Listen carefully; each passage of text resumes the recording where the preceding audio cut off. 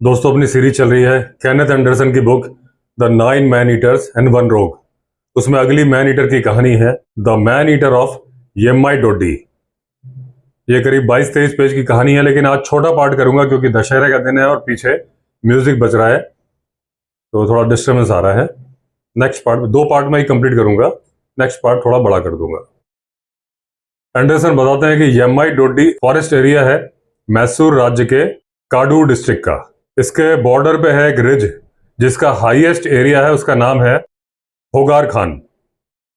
और ये जो हिल रेंजेस हैं, इसके जो स्पर्स हैं, उसके हाईएस्ट रेंज का नाम है बाबा बुदांस, जिसकी हाइट है करीब करीब 6500 feet above sea level.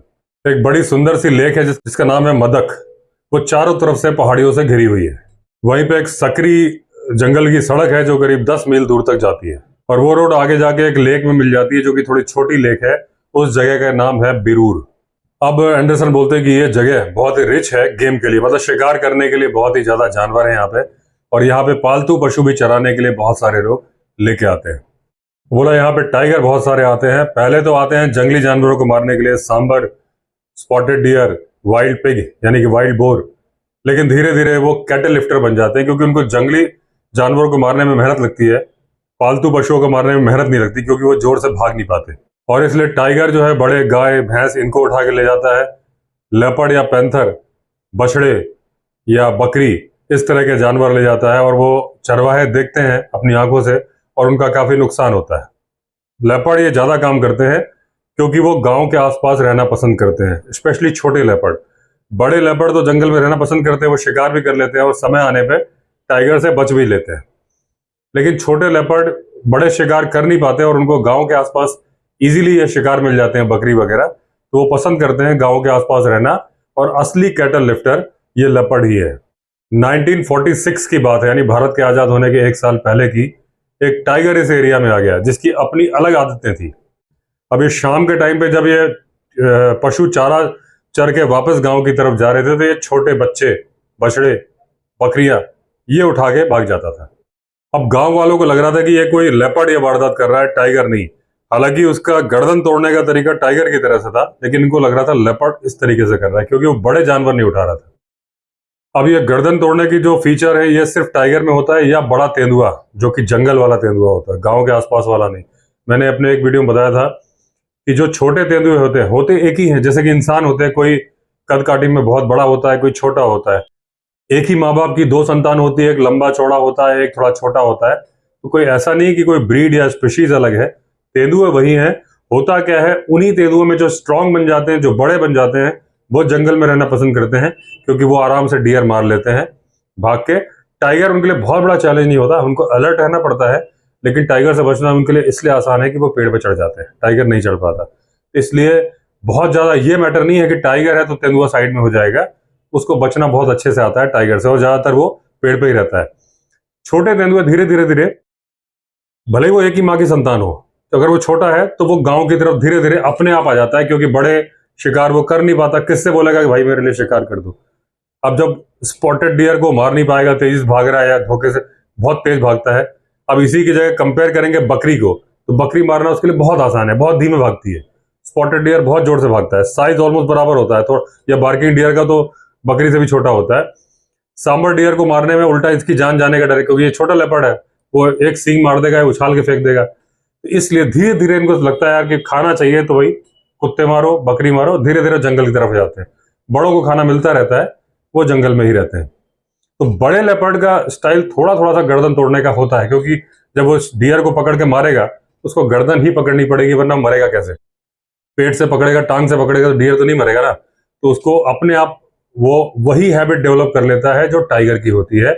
Tiger का लोग बोलते हैं गर्दन तोड़ता है, आज तक किसी को पता नहीं चला कि वो क्या करता है क्योंकि उसका मुंह इतना ज्यादा खुलता है कि वो ऊपर से भी प्रेशर बनाता है, नीचे से भी। तो ये नहीं पता चलता कि ऊपर से तोड़ रहा है कि नीचे से दांत घुसा कर रहा है, क्योंकि वो पूरी गर्दन उसके मुंह में आ जाती है।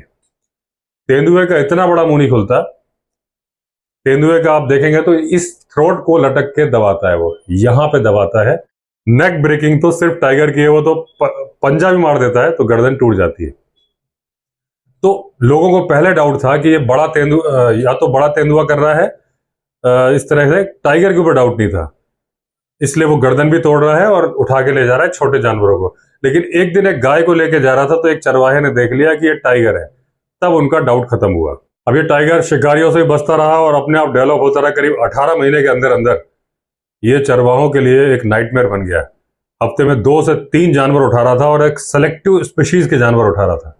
अब 1948 में एंडरसन यमन डोडी गए अपने दोस्तों के साथ एक शिकार ट्रिप पे, और उनका उद्देश्य था अपने दोस्तों के लिए ट्रॉफी जीतना। ट्रॉफी जीतना मतलब ट्रॉफी हंट करना, जानवर मारना, ताकि वो अपने ड्राइंग रूम में लगा सके। अब इनके एक फ्रेंड थे रॉबर्टसन, जो कि इंग्लैंड जाने वाले थे, क्योंकि आपको पता ही है कि 1947 के बाद जिम कॉर्बेट भी केन्या शिफ्ट हो गए थे। तो धीरे धीरे जितने अंग्रेज थे वो इंग्लैंड लौटने वाले थे। अब इनको इस टाइगर की खबर कई बार मिली और इनको लगा कि इस टाइगर को मारना एक आसान शिकार होगा, क्योंकि अभी तक ये मैन ईटर नहीं बना था, इसको सिर्फ कैटल लिफ्टर बोला जा रहा था। एंडरसन अपने ऑफिस में फंस गए थे और लेट नाइट निकले और इन्होंने 134 माइल्स की ड्राइव की रात को बैंगलोर से। एक कई सब्सक्राइबर ने मुझसे क्वेश्चन पूछा कि एंडरसन करते क्या था। ये पहले पोस्टल एंड टेलीग्राफ डिपार्टमेंट है, बाद में एक फैक्ट्री मैनेजर भी थे। और जैसे कि जिम कॉर्बेट चले गए थे इंडिया छोड़ के 1947 के बाद, एंडरसन नहीं गए थे। इंडिया में ही इनकी डेथ हुई थी कैंसर से 1974 में। अब आते वक्त इनका एक एक्सीडेंट हो गया। इनकी गाड़ी का टायर एक नुकीले पत्थर पे चढ़ा, वो पत्थर उछला और उससे पेट्रोल टैंक फट गया। 8 गैलन यानी करीब करीब 45 लीटर्स पेट्रोल, गैसोलिन जो है, गैसोलिन एंड पेट्रोल एक ही चीज है, तो वो पूरा बह गया सड़क पे और गाड़ी रुक गई। अब इनके पास और पेट्रोल या गैसोलिन नहीं था, लेकिन इनके पास एक स्टोव था जिसमें कि पैराफिन ऑयल था, जिसके लिए पैराफिन ऑयल कैरी कर रहे थे। तो उन्होंने वो गाड़ी के कार्बोरेटर में जोड़ा। अब ये पास के टाउन पहुंचे तिप्तूर में, तो वहां इनको मरम्मत करने वाला एक मिला जिसको उन्होंने जगाया और किसी तरह से मरम्मत करके वो टैंक को जुड़वाया जहां से वो फट गया था, पेट्रोल टैंक। अब उसके बाद ये आगे धक्का देके एक पेट्रोल पंप पे पहुंचे तो पता चला कि गैस खत्म है और उसके चलते पेट्रोल नहीं आ रहा है। अब वहां पे कुछ लॉरी खड़ी थी, तो उनके ड्राइवर्स को इन्होंने अच्छा खासा पैसा देने का ऑफर किया कि भाई 1 गैलन यानी करीब 5 लीटर दे दो, 4.5 लीटर, और अच्छा खासा पैसा ऑफर किया ताकि ये 16 किलोमीटर जा सके अर्सिकेर, जहां पे बर्मा शेल का पेट्रोल पंप था। और इनको पता था कि वहां इनको पेट्रोल मिल जाएगा। लेकिन सबने बोला साहब पेट्रोल है ही नहीं, पेट्रोल खत्म हो गया है, हम खुद अगले दिन का इंतजार कर रहे हैं कि गैस सप्लाई आए और हमें पेट्रोल मिले। कहीं से पेट्रोल नहीं मिला तो इनके दिमाग में एक खुराफात सूझी, और जो पैराफिन ऑयल का एक टैंक जिससे इन्होंने मरम्मत कराई थी पेट्रोल टैंक की थोड़ा सा कट के, उसको लेके आए। और एक गाड़ी खड़ी थी फोर्ड गाड़ी सड़क पे, उससे इन्होंने पेट्रोल चुराने की सोची। अपने साथी एल्फी को उन्होंने बोला तुम निगाह रखना कहीं मालिक जाग ना जाए, और इस तरह से इन्होंने पेट्रोल चुराया और फिर उन्होंने 16 किलोमीटर की जर्नी कंप्लीट करी। यहाँ पे वो अर्सकेयर पहुंचे और यहाँ पे उनको फ्रेश पेट्रोल मिल गया, और इस वजह से रात को नहीं पहुंच पाए और सुबह 7:30 बजे बिरूर पहुंचे। टाउन को क्रॉस कर गए और आगे खेतों तक गए तो एक जगह पे इनको बहुत सारे गिद्ध बैठे दिखे। इनके फ्रेंड फोटो खींच रहे थे, लेकिन ये देखने गए कि ये जो गिद्ध इकट्ठा हुआ है क्या रीजन है। तो इनको पता चला कि एक हाफ ग्रोन बैल मार दिया है एक पैंथर ने, और जिस ये बॉर्डर रोड से निकल के आए थे उसके एकदम किनारे की ही बात है। ये श्योर था कि इसको टाइगर ने नहीं पैंथर ने मारा था, क्योंकि गले में जो निशान थे दांतों के वो क्लियरली शो कर रहे थे कि ये लेपर्ड यानी पैंथर के हैं। जैसा मैंने अभी पहले बताया था कि टाइगर अपना मुंह ऐसा दबाता है तो गर्दन टूटती है, ये हड्डी टूटती है, सबसे बड़ी पहचान। दांत भी उसके काफी लंबे होते हैं। लेपर्ड का मुंह इतना नहीं खुलता कि वो पूरी गर्दन को ऐसा पकड़ सके कि तोड़ सके, ना ही उसमें इतनी पावर होती है दांतों में। वो इधर से पकड़ता है, मतलब मुंह तिरछा करके यहां से दबाता है। दांत भी छोटे होते तो क्लियरली पता चल जाता है कि ये लेपर्ड ने मारा है कि टाइगर ने, पकड़ने के स्टाइल से और दांतों से। और क्योंकि इस केस में गर्दन की जो वर्टरी भी थी टूटी नहीं थी, तो ये सबसे बड़ी पहचान है कि टाइगर मारेगा तो गर्दन टूटेगी। मैंने पहले बताया जरूरी नहीं वो पंजा मार के तोड़े, दबाने में ही इतना प्रेशर है, यूं पकड़ के करता है, कट से हड्डी टूट जाती है। तो गर्दन की जो वर्टरी भी टूटी हो मतलब टाइगर ने मारा है। उसका नीचे का पोर्शन खा लिया गया था, लेकिन अभी भी आंतें वगैरह पेट के अंदर ही थी। अब एंडरसन बता रहे हैं कि टाइगर बड़ा सफाई के साथ खाना खाता है। वो शिकार के पीछे से घाव करके छेद करता है, आंतें खींच के 10 फीट, आंतें और स्टमक खींच के 10 फीट दूर तक ले जाता है, ताकि जो गोबर वगैरह निकले उससे गंदगी ना फैले, मतलब उसको सफाई से मांस चाहिए। तो वो आते सब पेट से खींच के बाहर निकाल देता है। अब ये बड़े खुश हुए कि भाई आते साथ ही शिकार मिल गया, अब लेपर्ड मिलेगा इनको। हालांकि आए थे टाइगर के लिए, तो इन्होंने क्या किया कि जो शिकार था उसको डंडी और झाड़ियों से ढक दिया ताकि गिद्ध उस तक ना पहुंच पाए। अगर झाड़ियों के ऊपर बैठेंगे भी तो उनकी गर्दन नीचे जाएगी नहीं, तो नुकसान नहीं पहुंचा पाएंगे। वहीं बगल पे एक हैज थी, हैज में ही इन्होंने छुपने की जगह बना ली। मतलब लेपर्ड आता तो पॉइंट ब्लैंक, मतलब इतने नजदीक से गोली मार देते, एकदम बगल में ही बैठे थे उसके, लेकिन छुप गए थे। अब एल्फी इनका दोस्त बड़ा खुश हो गया क्योंकि जो रास्ते में इतना परेशान हुए थे ये लोग गाड़ी के चक्कर में, वो सारी परेशानी दूर हो रही थी क्योंकि इनको पता था कि 100% इनको शिकार मिलने ही वाला है। अगर पैंथर शिकार पे आएगा तो इतना नजदीक बैठे हैं कि शिकार की गोली चूकने का चांस ही नहीं है। अब ये चले गए, इन्होंने खाना खाया, सो गए। शाम को 5:30 बजे वापस आए और इन्होंने वो जो झाड़ियां लगाई थी शिकार के ऊपर ताकि गिद्ध ना बैठे, उनको साइड में हटा दिया, अपनी पोजीशन ली और अब इनको इंतजार था नाइट एडवेंचर का। अब इनका दोस्त एल्फी बैठ गया राइफल के साथ उस जो जगह इन्होंने बनाई थी हेज के अंदर, और ये गाड़ी लेके चल पड़े बिरूर की तरफ। जब ये बिरूर जा रहे थे, रास्ते में एक हफ्ता हफ्ता चरवाहा मिला और बोला उसके एक जानवर को एक टाइगर ने मार दिया है। अब इन्होंने एल्फी से पूछा, भाई कि तुम लेपर्ड मारना पसंद करोगे या टाइगर? हालांकि लेपर्ड मारने की 100% गारंटी है, टाइगर का चांस है। तो इनके एल्फी ने बोला मैं टाइगर मारना पसंद करूंगा। तो वहां से निकला, छोड़ दिया उस लेपर्ड को और चल पड़े उस टाइगर के लिए जिधर जिधर चरवाहे ने बताया था कि उसका जानवर जहां पे मारा गया था। ज्यादा दूर इनको चलना नहीं पड़ा, काले रंग की दूध देने वाली गाय मिल गई। उसकी गर्दन टूटी थी, नो डाउट टाइगर ने ही मारा था, लेकिन टाइगर ने बिल्कुल भी खाया नहीं था। उसका रीजन होगा या तो वो चरवाहों से डिस्टर्ब हो गया होगा या पूरे पूरे चांसेस थे कि भैंसों ने दौड़ा लिया होगा। कई वीडियो मैंने बताया कि भैंसें अटैक करती हैं, अपने मालिक को बचा लेती हैं। तो अगर भैंस, क्योंकि जिस तरह से जंगली भैंस का नेचर होता है, थोड़ा थोड़ा इनका भी नेचर होता है, तो इन्होंने टाइगर पे पक्का अटैक किया होगा और टाइगर भाग गया होगा। तो अब वो रात को खाना खाने आएगा। शाम के 6 बज रहे थे और काफी जल्दी जल्दी अंधेरा हो रहा था और उस शिकार के पास में कहीं पे भी कोई पेड़ नहीं था जिसपे बैठा जा सके। अब इनके पास दो ऑप्शन थे, या तो जमीन पर बैठ के निशाना लगाए या फिर उस शिकार को छोड़ के चले जाए। एल्फी को बड़ी जल्दी थी कि भाई यही रुकना है, तो शिकार छोड़ने की बात छोड़ के उन्होंने तय किया और गांव वालों की मदद से कुछ ब्रांचेस वगैरह तोड़ के जमीन पर ही एक छुपने का ठिकाना बनाया और सब उसमें बैठ गए। अब अंधेरा हो गया था, करीब 15 मिनट बाद ही अंधेरा एकदम हो गया। चांदनी रात थी नहीं, दिखाई नहीं दे रहा था, लेकिन तारों की रोशनी थी, आसपास का दिखाई दे रहा था। लेकिन जो वो गाय थी वो ऑलमोस्ट दिखना बंद हो गई थी। अब थोड़ी देर में इनको एक अकेले जैकल की आवाज सुनाई दी, यानी कि सियार की। ये बोले जनरली सियार झुंड में रहते हैं और गांव के आसपास जाते हैं, इनको शिकार की तलाश होती है और इनकी आवाज एक एक गांव वाला जानता है। एक आवाज करता है हुआ हुआ करके, कि हुआ हुआ हुआ, ऐसे इन्होंने पूरी आवाज निकाल के बताई हुई है बुक में, और उसमें इंग्लिश में लिखा है वेयर वेयर, दूसरा बोल रहा है हियर हियर। तो वो उन्होंने लैंग्वेज लिखी है, लेकिन आप सब जानते होंगे सियार की आवाज कैसी है, हुआ हुआ करके आवाज निकालते हैं। अब ये बोले अकेला जैकल था, अकेला जैकल अलग तरीके से आवाज निकालता है, बुआ बुआ, इस तरह की आवाज उन्होंने लिखी हुई है कि वो निकालता है। और वो अपनी उसकी रेपुटेशन थोड़ी अच्छी हो गई क्योंकि वो डिफरेंट आवाज निकाल रहा था। जैकल को लेकर बहुत सारे अंधविश्वास भी हैं और दो थ्योरीज हैं। एक तो ये है कि ये आवाज निकाल निकाल के टाइगर को गाइड करता है कि किस तरफ शिकार है, बदले में टाइगर उस पर एहसान करे और उसको थोड़ा सा हिस्सा बाद में छोड़ दे। दूसरा ये होता है कि एक कार्निवोर को पकड़ लेता है, सेफ डिस्टेंस से चलता रहता है, इसको पता है कि जाएगा शिकार के पास में, जब जाएगा थोड़ा बहुत छोड़ ही जाएगा। इसको वो पता मालूम चल जाता है कि कहाँ शिकार पड़ा है और बचा खुचा ये खा लेता है।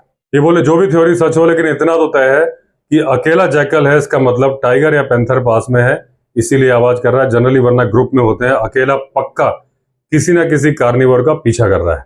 और बोले इन्होंने कई बार वॉच भी किया है, कई बार जैकल से इनको हेल्प भी मिली है। अब जैकल की आवाज सुनकर इनको ऐसा लगा जैसे इन्होंने टाइगर ही देख लिया हो, क्योंकि इनको पक्का पता था टाइगर आने वाला है।